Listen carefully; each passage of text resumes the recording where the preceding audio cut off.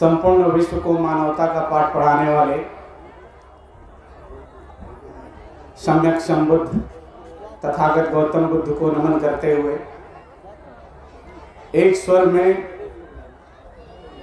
इस अखंड भारत के सारे गुमनाम नायक, क्रांतिकारी, योद्धा, जिनके त्याग और कुर्बानियों के बदौलत आज हम और आप यहाँ उपस्थित हैं, उन सबको मेरा एक स्वर में सादर नमन।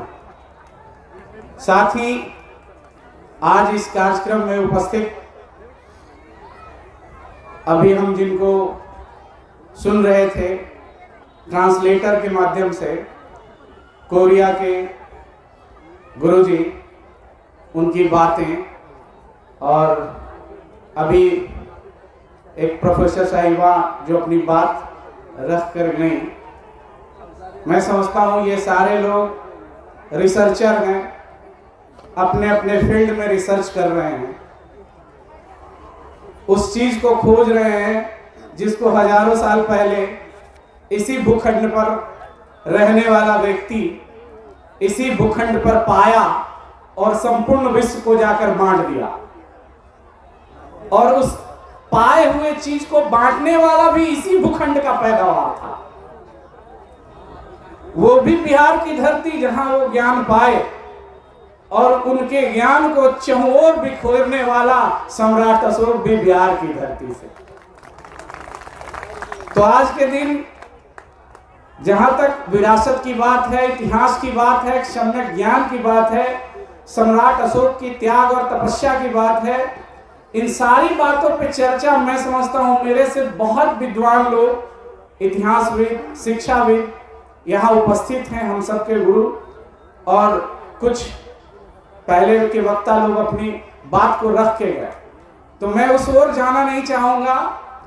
मैं तो बस इतना ही कहना चाहूंगा कि अगर दवाई किसी फैक्ट्री में बनती है, कोई डॉक्टर, कोई रिसर्चर अगर उस दवाई को बनाता है और बनाने के बाद गुजर जाता है, तो दवाई अगर फैक्ट्री में बन के सिर्फ रखी रह जाएगी तो क्या बीमारी का इलाज हो जाएगा? क्या कोई रोगी स्वस्थ हो पाएगा? यानी फिर से दूसरे स्कॉलर्स आएंगे, उस दवाई को फिर से रीमॉडलिंग करेंगे और पुनः एक अच्छे एमआर के माध्यम से, मेडिकल रिप्रेजेंटेटिव के माध्यम से दुकानों में जाएगी, और दुकानदार भी बड़ी ईमानदारी से, और जो तहसील, प्रखंड और ग्रामीण स्तर तक जो डॉक्टर बैठते हैं अपने अपने स्तर पे, उस दवाई को अपने प्रिस्क्रिप्शन, अपने पुर्जे में जब तक नहीं लिखेंगे और वो दवाई एमआर के माध्यम से उस रोगी तक नहीं पहुंचेगी, तो मैं समझता हूं रोग का निदान कभी नहीं हो पाएगा। तो चाहे कितनी भी बातें हम कर लें, अभी हमारे जीवनदीप सर ने कहा कि भाई जो चीजें यूनिवर्सिटीज में सेमिनार में थी, उसको सम्राट अशोक क्लब गांव की गलियों तक लेके आया। इसके लिए तो एक बार सम्राट अशोक क्लब के लिए जोरदार ताली होनी चाहिए। ये जिनकी जिम्मेदारी थी, जिन शिक्षकों की जिम्मेदारी थी, जिन धर्म गुरुओं की जिम्मेदारी थी, ये उनकी रिस्पॉन्सिबिलिटी बनती थी कि समता, करुणा, प्रज्ञा की बात को हम धरातल तक ले जाएं। उसको ले जाने में शायद असफल हुए, लेकिन सम्राट अशोक क्लब अपने 28-29 सालों में उसको ये पहुंचा दिया। उसी का नतीजा है कि कोरिया, नेपाल से धर्म गुरु यहाँ आके आपका ऋणी होके आपको थैंक्स बोल रहे हैं, धन्यवाद बोल रहे हैं। ये अपने आप में बहुत बड़ी बात है, लेकिन बात यहीं तक खत्म नहीं होती। अभी यहीं से वो ज्ञान, यहीं से वो मटेरियल बाहर गया, जापान, थाईलैंड, कंबोडिया गया, और ये मतलब उसको क्या कहिए, अनफॉर्चुनेटली कहिए कि वहां के लोग आके अब हमको बता रहे हैं कि मतलब भाई हम जो है बुद्ध के मार्ग पे चले, सम्राट अशोक ऐसे थे, वो मैत्री भाव रखते थे, और हम जहां ओरिजिन है, जहां पैदा हुआ, वो बैठ के हम लोग सुन रहे हैं और ताली बजा रहे हैं, करे बहुत अच्छा, बहुत अच्छा। मतलब ये विडंबना देखिए। तो ये बहुत बड़ी जिम्मेवारी है इसलिए मैं कह रहा हूं कि हम लोग को अब एक अच्छा एमआर बन जाना चाहिए, एक अच्छा एमआर बन जाना चाहिए। और भगवान बुद्ध की और सम्राट अशोक की जितनी फैक्ट्रियां अभी अवशेष बची हुई हैं लाट के रूप में, उनको फिर से जीवंत कर दीजिए और गांव गांव तक उस विचारधारा को फैला दीजिए। जिस दिन ऐसा करने में हम सफल हो गए, तो जितने प्रबुद्ध जन आज एसी कमरों में बैठ के सपना देख रहे हैं कि अखंड भारत मेरा विश्व गुरु बन जाएगा, वो एसी कमरों में बैठ के नहीं होगा, बल्कि धरातल पे इस विचारधारा को ले जाएंगे तब होगा। और इसकी जिम्मेवारी किसी दूसरे से नहीं कर सकते। ये हमें भी सम्राट अशोक से समझना चाहिए, बुद्ध से समझना चाहिए। जब सारे ज्ञान पा लिए तो उस कहानी में हम लोग देखें कि भाई उनके पुत्र भी, उनकी पत्नी भी, उनकी मौसी भी वो भिक्षुणी बन गई। हालांकि वो मना किए, लेकिन सारे लोग उस ज्ञान के सरोवर में आकर जो है स्नान कर लिए। सम्राट अशोक ने भी यही किया। महिंद्रा, बेटी संघमित्रा, अपने घर से वो त्याग अपने घर से शुरू किया। तो यहां अब हम लोग को भी इतनी भीड़ जो बैठी हुई है और खुशी से ताली बजा रही है अच्छी अच्छी बातें सुन के, उसको भी अपने घर से शुरुआत करना होगा। क्रांति के लिए भगत सिंह चाहिए, चंद्रशेखर आजाद चाहिए, बिस्मिल्लाह खां चाहिए, लेकिन कहां? पड़ोसिया के घर में, अपने घर में नहीं। तो फिर कहां से हम अखंड भारत की बात सोचते हैं? और खास करके हमारे वो क्रांतिकारी साथी जो इस मैरून ड्रेस को पहन लिए हैं, उनकी बड़ी जिम्मेवारी बन जाती है। उनकी बड़ी जिम्मेवारी इसलिए बनती है क्योंकि अभी जितने भी वक्ता आए पूर्व के, उन्होंने इतिहास को आपके साथ जोड़ा। तो भाई जिसके साथ जोड़ा उसकी रेस्पॉन्सिबिलिटी तो बढ़ी जाती है। और इसलिए इस पावन माटी को मैं बार बार इसका कृतज्ञ हूं, लटिया की, जवनिया की पावन माटी का, कि एक बार पुनः जैसे अभी गुरुजी आए, भगवान बुद्ध को गया में ज्ञान प्राप्त हुआ, उर्विले में ज्ञान प्राप्त हुआ, और चेला वहां नहीं ढूंढे, चेला यूपी में सारनाथ में आकर बना है।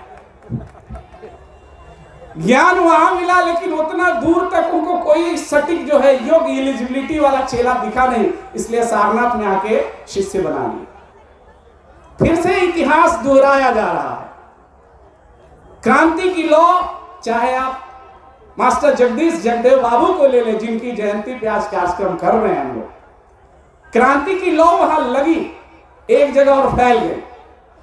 फिर से वही इतिहास दोहराया जा रहा है कि सम्राट अशोक क्लब अब यहां से बिहार में जा रहा है, गांव गांव में जाके आपको बता रहा है। मतलब एक बार वहां से आया तो शिष्य तो यहीं रह गए, और जब शिष्य यहां यूपी में रह गए तो उसको ट्रांसफर करने की जिम्मेवारी भी इनकी थी।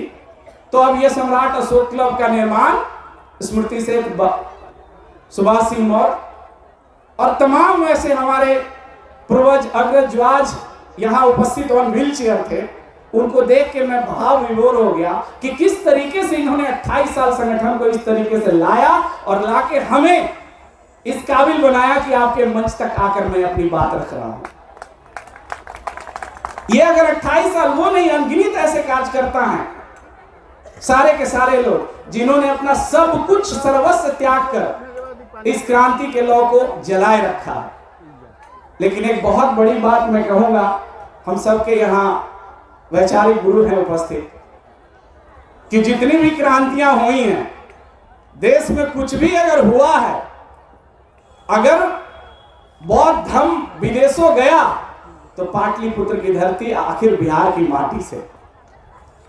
गांधी जी को भी जब शुरुआत करना था तो बिहार की माटी से। तो ऐसा है कि आग लगेगा तो गोईठा का चिपड़ी का थोड़ा सा टुकड़ा वहीं से सुलगाने के लिए लेना पड़ेगा।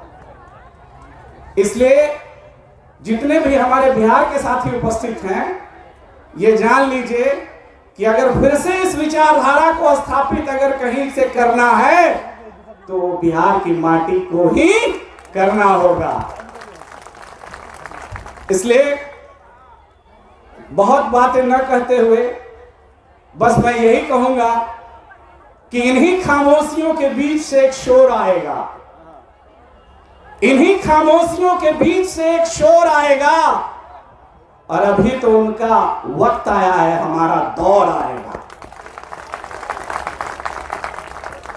वो इसलिए मैं कह रहा हूं कि हमारे माननीय कहते हैं कि जो पानी से नहाता है वो लिबास बदलता है, और जो पसीने से नहाता है इतिहास बदलता है। पानी से नहाने वाला लिबास बदलता है और पसीने से नहाने वाला इतिहास बदलता है। और इसी भूखंड पे स्नान हो रहा है, हम नहा रहे हैं।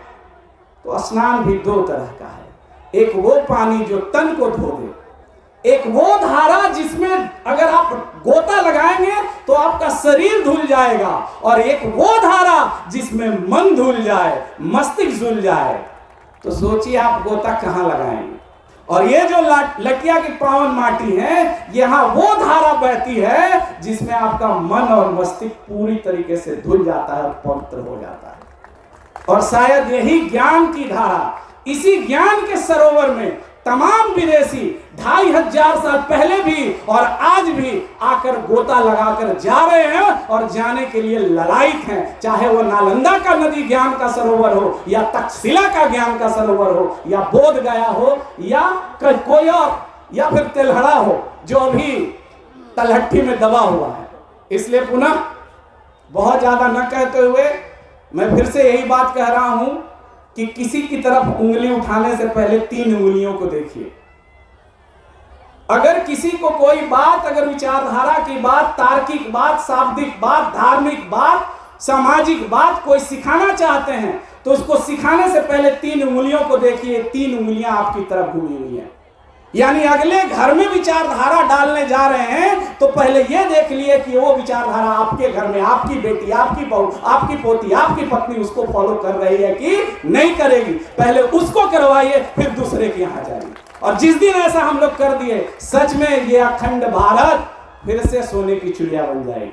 बस इन्हीं चंद बातों के साथ मैं अपनी वाणी को विराम दूंगा। बहुत बहुत साधुवाद सबको। सजग भारत, समृद्ध भारत, श्रेष्ठ भारत।